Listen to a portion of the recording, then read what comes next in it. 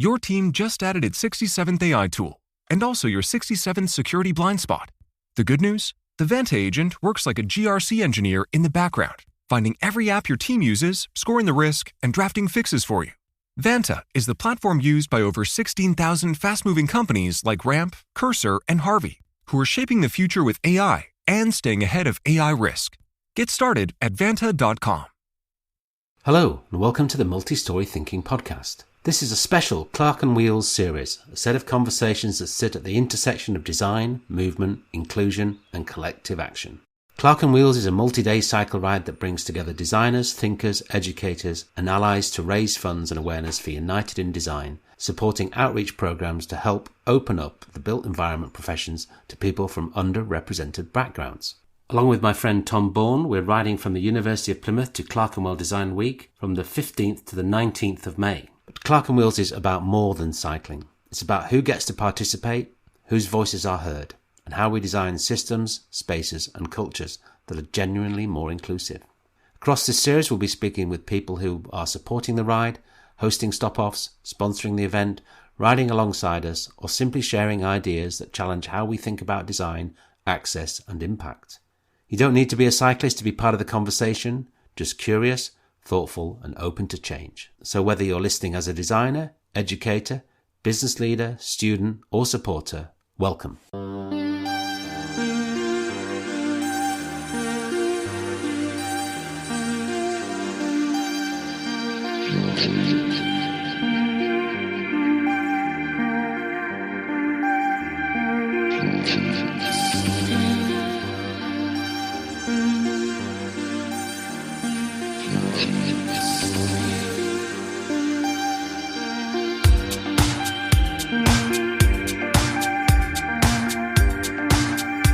Tom Bourne is the creative director of Select First and the co-founder, along with me, of Clerkenwheels. Just over 2 weeks since we completed our ride, we catch up to wrap up our thoughts on the ride and its impact and discuss, somewhat nostalgically, how two passionate cyclists navigated their journey from Plymouth to London whilst raising awareness for a worthy cause. Our journey was made even more special by the support of our friends, family and our wonderful support crew Toby Kent. Having someone to cheer us on during the toughest moments made all the difference. We want to extend our heartfelt thanks to those who joined us or supported us along the way, particularly our friends from Porto Romano, David Collins Studio, FMS Interiors, HLM Architects, Condor Cycles, Industry Publicity, the RCA, IVC Commercial, all of whom provided encouragement that kept our spirits high.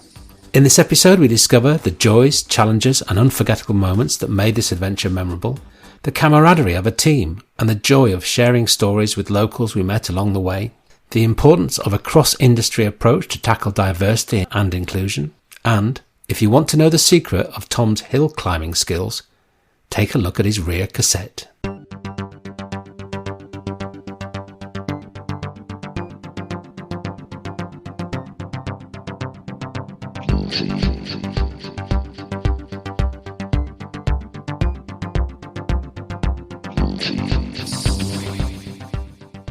Good morning, Tom. It's great to see you after, I think it's 2 weeks since we arrived in London on our Clerkenwheels adventure, and as a way of kind of wrapping it up, thought we'd have a chat to reflect on the process, what we did, how it went, remind everyone why we're doing it, and just have a nice casual catch up.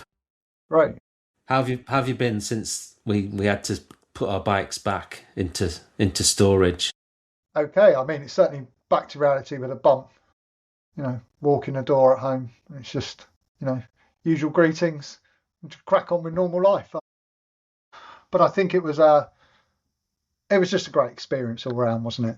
I think right from the off, that first day we set off from the University of Plymouth, the journey down before. Yeah, it was just extraordinary, I think is the best way of describing it. I mean, I don't know how you felt about those kind of first couple of days on the road. I thought it was great. I mean, I in the whole exercise, which was quite well planned, what I hadn't really sort of got my head around is what it would be actually like to be riding for 5 days and what would be ahead of us. Because although we had planned the route, you just don't know the detail, do you? No, I no. knew a little bit of the route from Plymouth and up to Exeter and Topsham, because that's my manor. But the ins and outs of that were quite extraordinary. So, I think just the way in which we were discovering all these little pockets of the United Kingdom and moving through villages and towns and along lanes and byways, it was quite extraordinary, the different places we were going through as we were travelling up from Plymouth to Clerkenwell. So I thought that was great. And also the actual physicalness of it. We were using that Velo Planner thing, which had this altitude map thing, which looked quite daunting, lots of ups and downs. And some of them were quite Yeah, difficult. I mean, a couple of really lumpy ones, weren't they? I Yeah, think one I think I put on Instagram that it was 20%, but looking back at the data, it was actually 27%. 27%. Yeah, which was steep. I mean, it was really steep, and I think that was the thing for me. There was that panic about, because but you and I both have busy lives, and there's that panic about not having done enough training and riding back to back, and am I going to be able to do the distance with the inclines and whatever else? But actually, as soon as you're on the bike and you're pedaling together, you just get in the zone, don't you? And you just you tap away, and it was great. On those journeys through all those villages, it was, and some of the people we met, the farmers, people at cafes, and I think for me, it was just a really good experience over the 5 days. I don't know what my favourite day was. Do you have a favourite day? Do you have one day that stands out in your? London was too hectic for me. It was great to have everyone en route, and to meet all the, and to stop off at Chelsea Harbour and stop off at the RCA. But the traffic was just too mental. Yeah. Pretty much the whole day. I mean, coming along I don't know, it was the A4 on the side road near Heathrow was pretty intense. I was starting to lose a bit of the magic of it all there. I think it maybe day 2 was. I mean, we're going through Devon and Dorset, lovely rolling landscape. It did rain, but that was it's nice to get through that and still feel upbeat. I love coming. I must say, you were remarkably chipper through the whole thing. I mean, I went through moments when I'm wet and raining and I'm having to stop to pump my tyres up. I found that difficult to deal with. But I can't believe you. There was never a harsh word, even when we were stuck in a field. Yeah, that was the tense moment of the trip, wasn't it? When we realised that we weren't quite on track. Looking at literally a cornfield as our proposed route, which I don't think we could have got through that. Actually, we would have definitely had to walk. But yeah, it was a bit. I mean, it wasn't in that sense particularly distressing. It was just like, we'd lost a bit of control, sort of thing. Yeah. I think everything had been really well planned. And we were sailing along, and everything was going super smoothly. There had to be, other than the hills, there had to be some kind of other challenge, right? And for me, that was it. That was it. And do you know what? It was great. And the thing about that was I was still having fun because I'm still riding my bike. I'm just thinking, my bike's not really made for this terrain. I wish I had a gravel bike. That was what was going on in the back of my head. But actually, it was still a lot of fun. To be stuck in a field and to be going down single track and on road bikes and. I got a real sort of sense of, because for a bit of context, we were going through towards Salisbury and we were on the old byways, which are going across the ridges of the hills in a kind of west to east direction. And they're the old original sort of tracks that people would be taking back in the day. I was thinking, brilliant, we're connecting with generations of travellers. History is unfolding. Look at the landscape around us. And then those kind of quite comfortable gravel paths turned into sort of rutted, muddy tractor trails and we ended up right at the end having to kind of skirt round a 10-meter long puddle, and getting stung in by nettles and all that sort of thing. Oh, the romance of it all. But I think that was our day 3 for me. Was I had the most kind of excitement, tension, and also we'd broken the back of the journey in a way. We were over halfway. I think that was probably psychologically really an important moment. But yeah, great. I mean, I think every day had its own highlights, really, which was. Yeah, and I think I know I bemoan that kind of intensity of the final day, but to have everyone together, like that, to have Ellie from Porto Romano and Ben come over from Condor, obviously Ian, independent interior designer. That was great. Right? That was nice, yeah. I mean, it's not that I didn't get on with you for the entire trip, because we did. We got on famously. Yeah, it was brilliant. That was also something I think, you think about in the run up.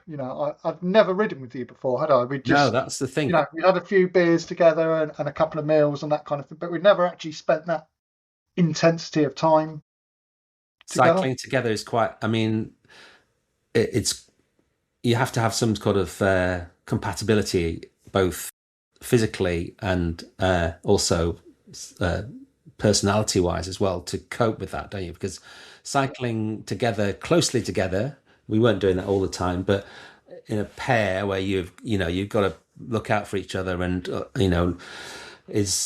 demands a bit of kind of concentration, but also you can't just cycle off into the distance.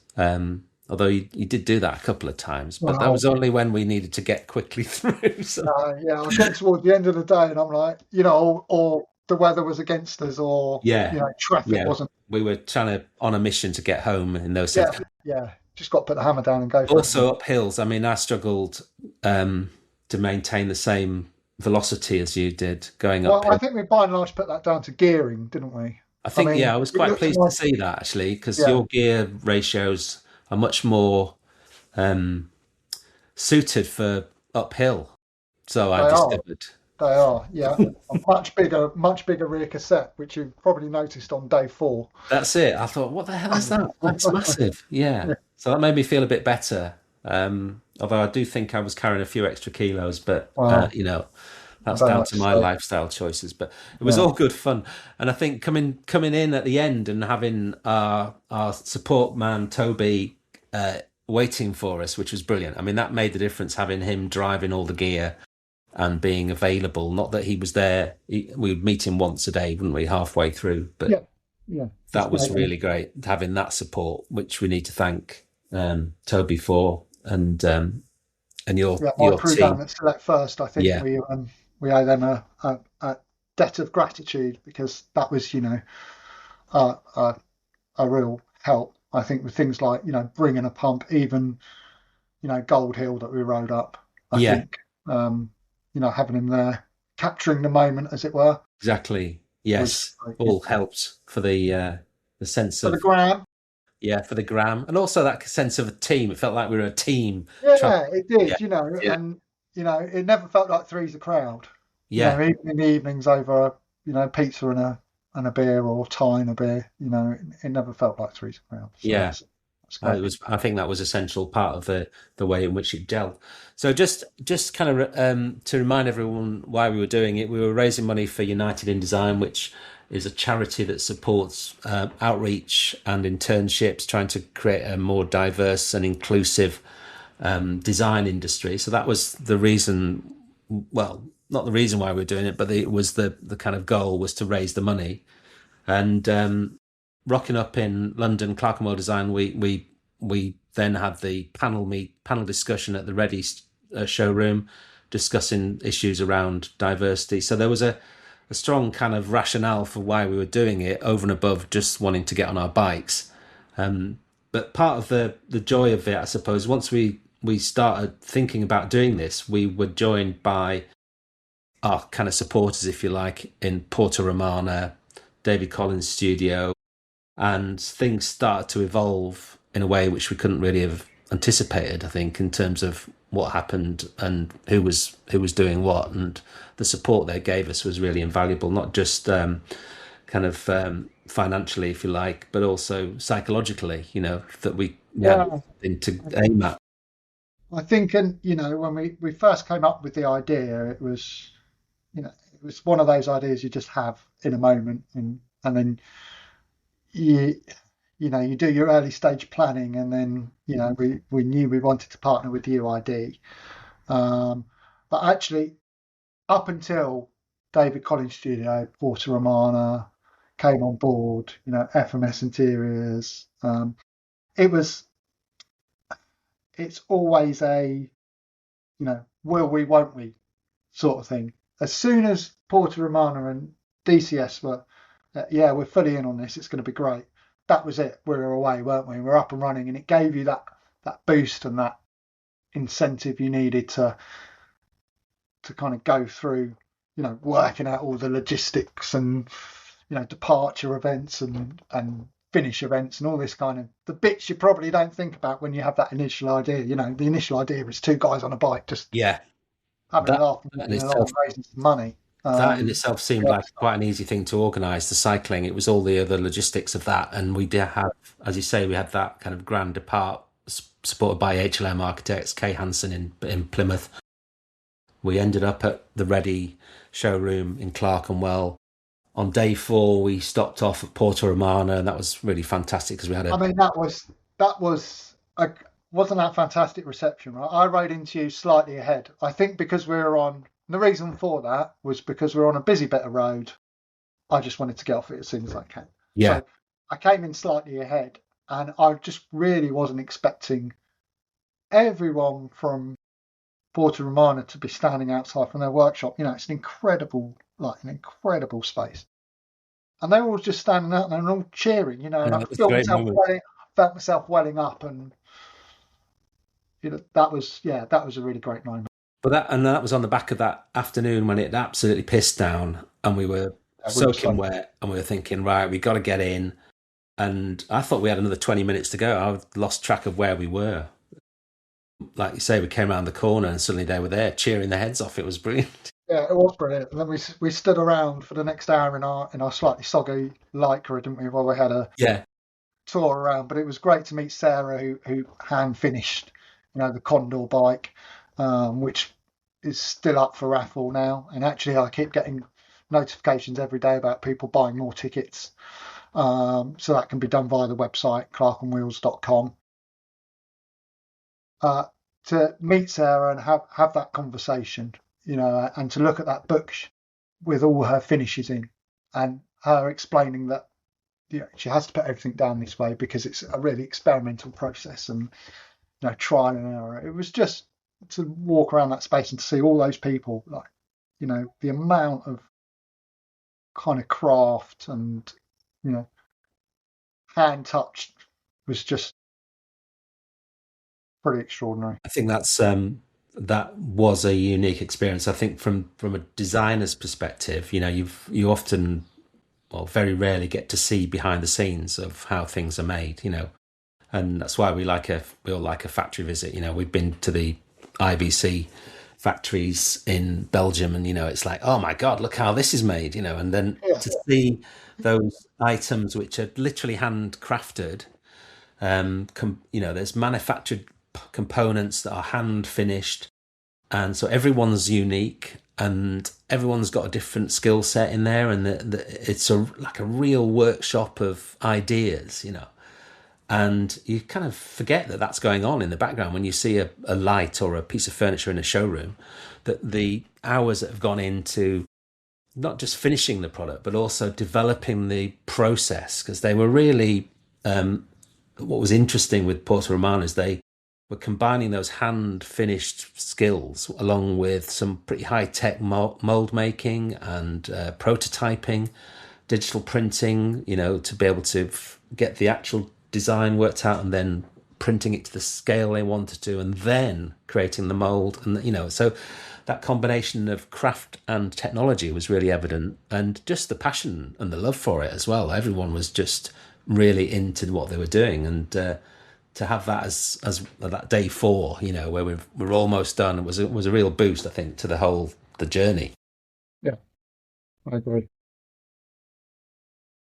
So London.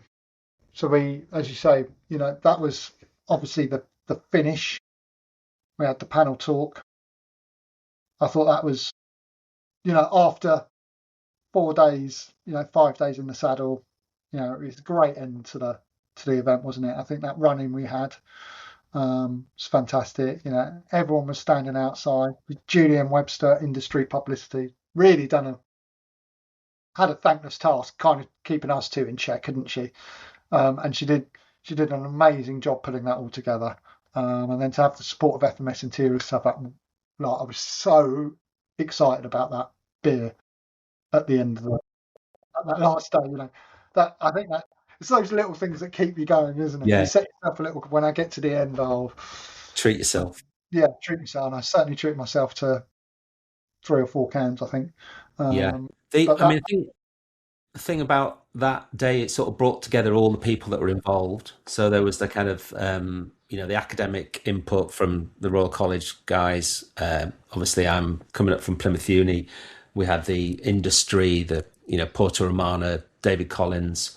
We had the retailer in Reading, all got a different perspective on diversity and inclusivity, and all sort of attuned to the benefits of that for their own kind of success as a business, but also success as an organisation and a group of people. Everyone talking really passionately about the benefits of having a more diverse workforce, and opening up the routes for that. We also met the outreach team from Plymouth Uni, who were the facilitators of those first contacts to try and break down those barriers. So for me, it felt like everyone was in the room that can be part of the solution, part of the conversation to push forward the agenda of diversity and inclusivity. And at the end, it was that was a great moment, and to have everyone cheering.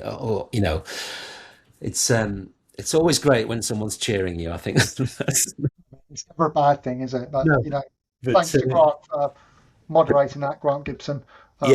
Super job as always. But for me, I think it really brings, it kind of brought to the fore why we did what we did. And it was something I think we both talked about, 2 white, middle-ish class guys, both bald, both with beards, both wear glasses, why we did it, and that idea of us being kind of archetypal of the problem, and wanting to do something, actually set about something that in the future could change that situation, could make the design industry just all round better. I think that was really, we're not setting out to, say how amazing we are because we're doing it, but actually it did sort of crystallize what we're dealing with. In the sense, you look in the mirror, it's all about representation, isn't it? Do people see themselves within an organization? And if it's perpetuated by people of our generation, our kind of background, then it's not going to be as inclusive as it could be. But that's not something that can change overnight, is it? And that's why the education and outreach part of it was really important for me, is that actually that change comes about, by starting right at the beginning. The work that United in Design do with their mentorship programs, the paid internships, they obviously make a difference to, people of diverse backgrounds. But actually starting with that as a, at the early stage of school, when kids are in secondary school and they're thinking about what career they might like, making design, something they can consider, rather than, maybe the traditional route of medicine or the legal sector or the financial sector. But actually design can B, it is a great place to work. I've enjoyed, even though I'm not strictly an interior designer, I mix in that kind of circle, and for me, it's a great place to be. It's a great place to spend a career, and you want that to be accessible to more people. Surely everyone does. Yeah, 100%. And I think looking at the dynamics of the whole industry, you've got to go back right to the starting point, haven't you? Because that's the kind of pipeline. That's the kind of funnel of potential, whether it's students or employees, that you need to have coming through, so that when you come to the point of engaging with people in your organization, whether that's as a university or as a company, there's enough of a pool of diverse people out there to call upon, and we're not just having to go for the same routes of, oh, my mate round the corner, or we've always gone to that university to recruit, or it's some other kind of shortcut that doesn't enable you to take advantage of the wider available kind of group of people.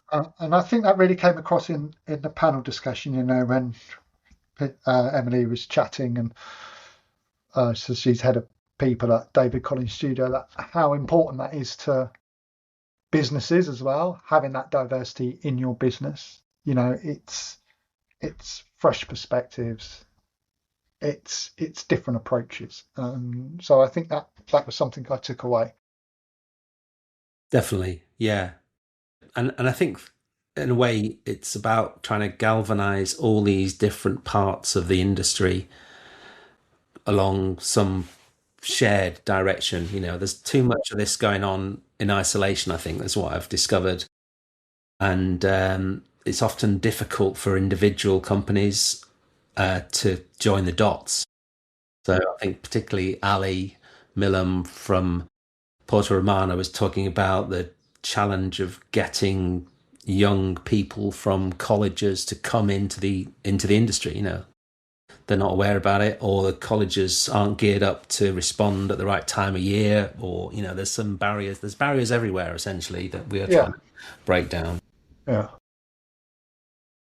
So have we what we need to do is make sure we've thanked everybody. I think we've covered everybody. I mean, everyone who's donated so far, really appreciate that. There's been some fabulous support along the way, just in terms of words of good wishes via social media, or congratulating us on completing a day. All of that helped with our morale and kept us going.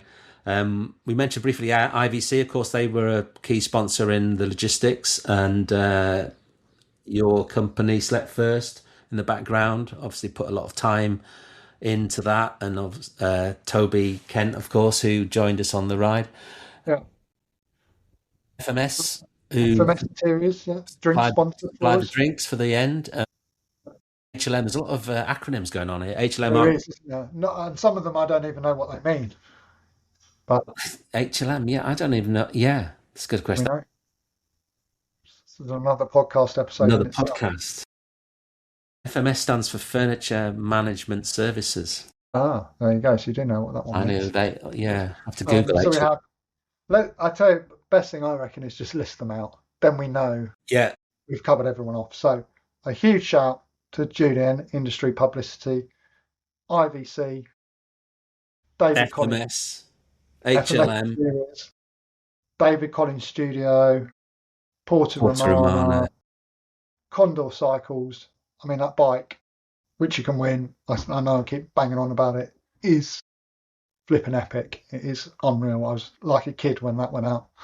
So just to recap on that, because it's quite an important part, and that is a $3,000 frame, I think, and the associated bits and pieces of the bike that has then been custom painted by Porto Romano, and it looks like it looks so unique.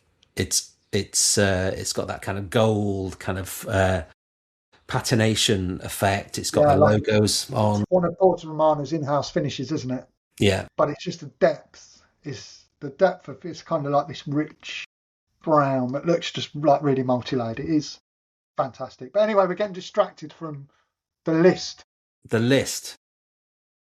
Who else have we got to thank? Let's start again, shall we? Industry Publicity, thank you. Julian FMS Webster, Interiors, FMS, thank you. IVC, Thank you. HLM Architects, David Collins Studio, Porto Porto Romano, Romano. Condor Cycles, Bike Stow for that cool stand. That's right. Yeah. We had Route 2 Bikes giving us a quick once over after day one. Thanks to that. All the hotels we stayed at, Bush Hotel, among others. The Globe.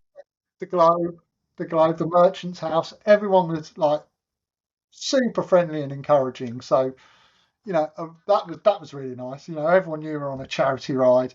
And they were really supportive and they were curious about our day and why we were doing it. And all the people we met along the way, all the sponsors, everyone that's from friends to people across the industry, family that have chipped in money here and there, it makes a huge difference. So just a big thank you to everyone. Thank you mainly to you, mate, for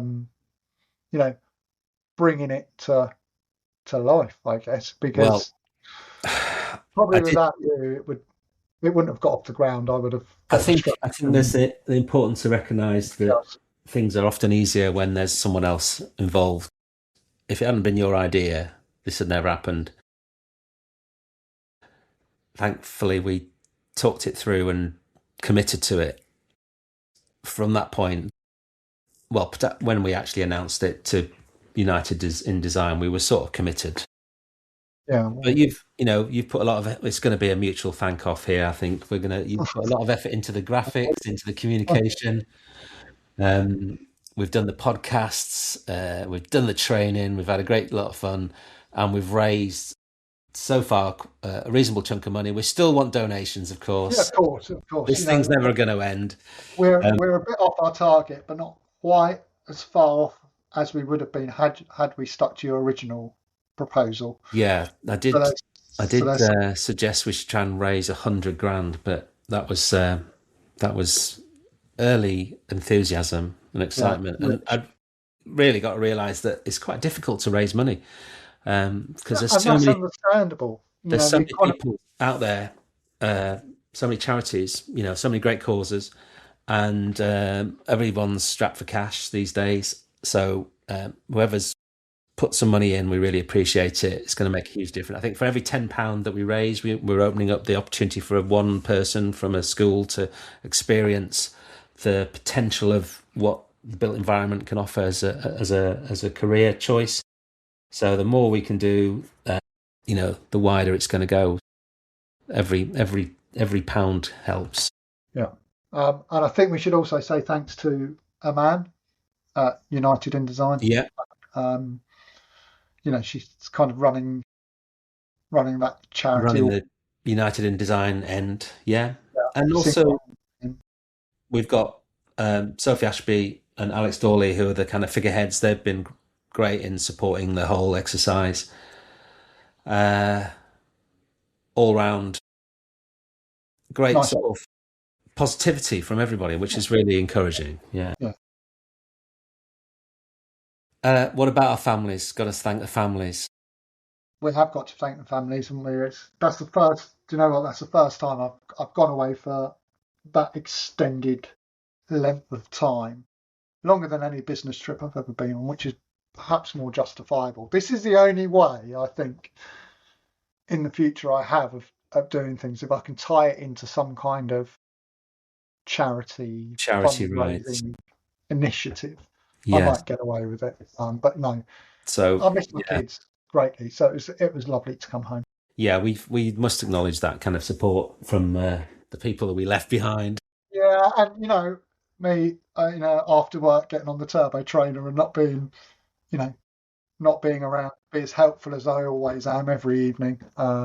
It's those little things that you feel conscious of, and you carry around a certain amount of guilt that you're doing it. But I'm glad I did it.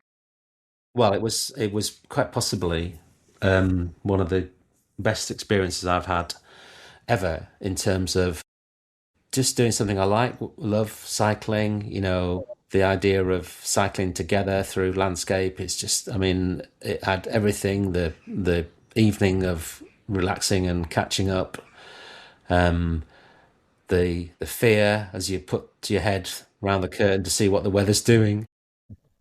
Lots of emotions, lots of fun times, great bits of cycling, and it's all for charity, mate. And a way of smashing nice, isn't it? I think. Yeah. Incidentally, I've spotted a Snowdonian bike packing route that maybe we can have a look at, but that's Okay. probably a conversation for a different day. Better check the dates on that. Sounds Yeah. great. Can't wait.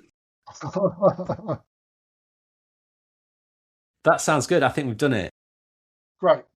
Just once again, thank you to you, and thank you to everyone involved. It's been amazing.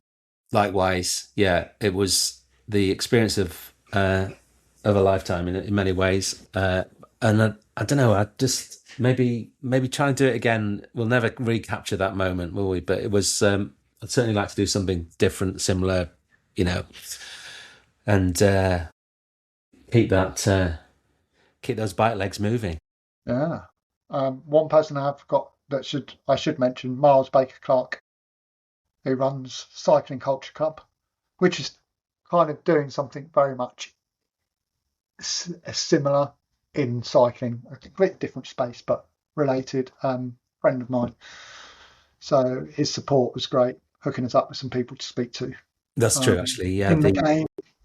So yeah, and appearing on your podcast. Yeah, the podcast. I mean, that's what really struck me as we were starting to kind of delve into those conversations, is that the issue of diversity and inclusivity pretty much spans most aspects of all types of life, whether that's cycling clubs or design. It's an issue that it's the same challenge, really, of trying to widen participation, break down barriers, make things more inclusive. And in all those different areas, the benefits of that are tangible and real, So it was fascinating to find how that kind of quite narrow focus that we had to start with was actually part of everyone's challenge, So, yeah, Miles really articulated that well when I interviewed him. On that note, I think that's it, mate. We're going to have to just bring the dream to an end. Exactly. And book in a planning session for next year. And crack on with normal life. Back to PowerPoint I go then.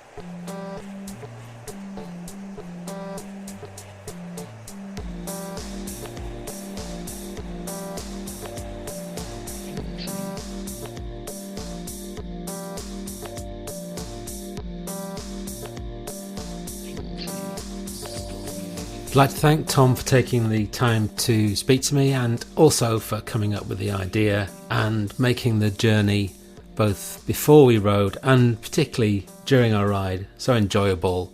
A real pleasure to spend quality time on the bike with Tom at my side. The ride might be over, but the work to raise money continues, so if you'd like to help by donating, and if you want also the opportunity up until July the 4th to win the Condor bike, the custom painted Porto Romano finish Condor bike, then there's also the bike raffle which you can enter.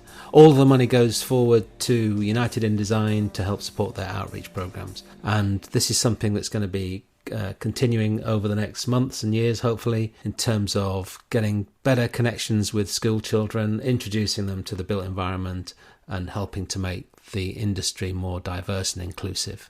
And if you are still wondering, HLM stands for Hutchinson, Locke and Monk, after the three founders, David Hutchison, Graham Locke and Tony Monk.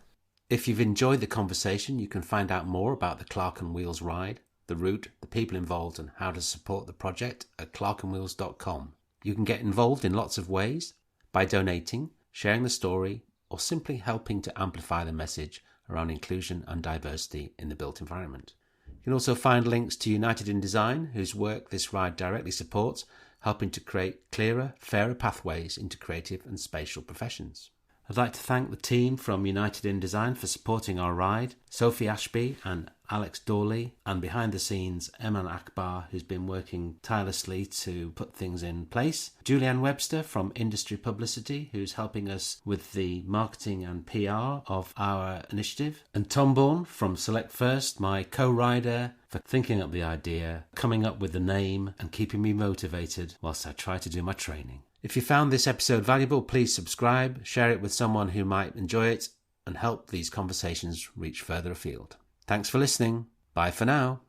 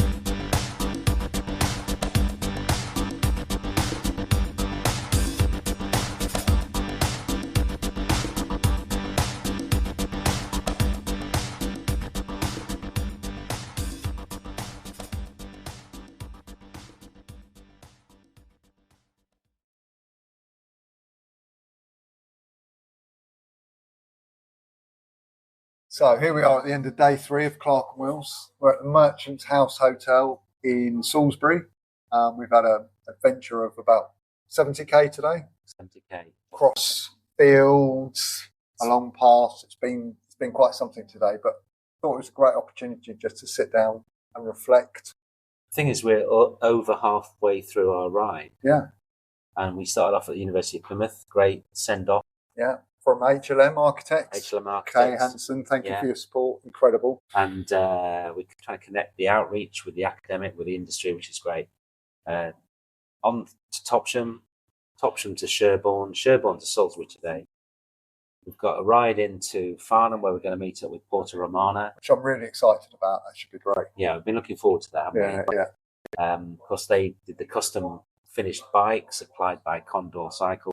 Yeah, so I'm really looking forward to having a look at where it was all done. Yeah, because I think that'd be great where it was all hand gilded and stuff. I mean, the craftsmanship, that's amazing. Yeah. And of course, we've been wearing our United in Design sponsored kit by David Collins Studio, which has been very good, actually. Really nice performance. Yeah, it's kept us dry, isn't it? Yeah. It's started lots of conversations. I think that's been really nice. You know, we've been stopping along route. We've spoken to farmers, people in the street, and we've been spreading that word about, you know, what we're doing for United in Design, the charity, and the education and outreach program, and how important that is in making the design industry more diverse. I think that's been really, one of the things that sticks out in my mind, apart from the cycling, it's been those kind of just those interactions we've had at cafes. It's been amazing. The cycling's been good though, hasn't it? And we've managed to, we've done it back to back for 3 days, and we're still in good shape. We're fit and healthy, and we're raring to get on to London. Yeah, I'm really looking forward to the last leg now. We'll be getting into Surrey tomorrow. you know, having a look around Porto Romano. Then we'll be meeting up with some of the guys that have helped us along our way as we cycle into London to end up at Reading, where the Porto Romano ex-Condor special projects bike will be on display, and we'll be selling raffle tickets for that. So it's a real fantastic opportunity, one-off. It's great.